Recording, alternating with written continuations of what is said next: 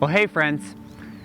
Well, have you ever been watching baseball on TV and wondered out loud to yourself, why don't they just field the ball? Like they've got a glove, it's coming right at you, just catch it. Like maybe you've been sitting on your recliner at home and you can almost feel yourself doing it for them, and it's just mind-boggling. It's just a ball. Field it. Well, for those of you that have ever played baseball, well, you probably know that there's more to the story. You know, like this guy here.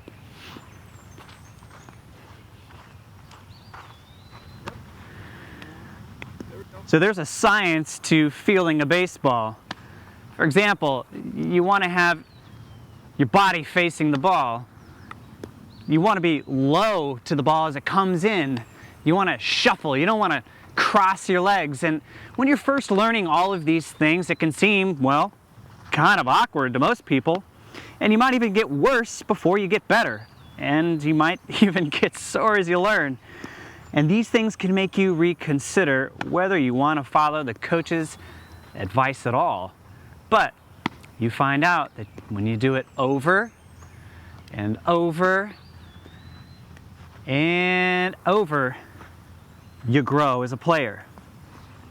All right, here we go, last one. Got it. Field it clean. Beauty.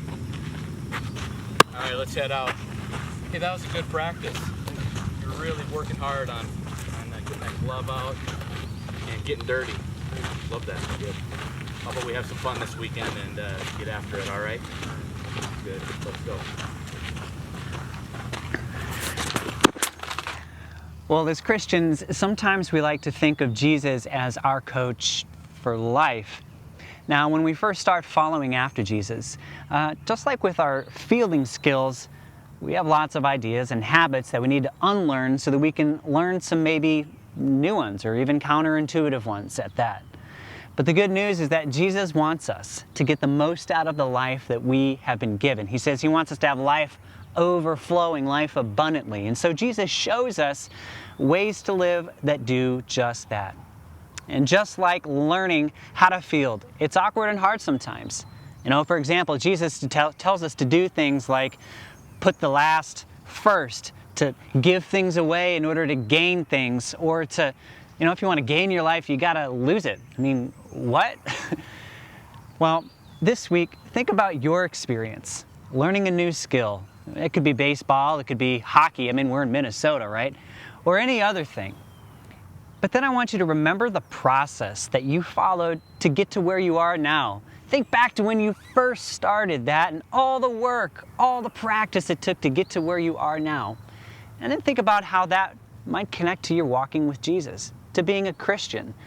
It might just take some work, but just like we saw today with our fielders here at the baseball diamond, that work, when you do it over and over and over again, man, it really does pay off. So this week, give it a try.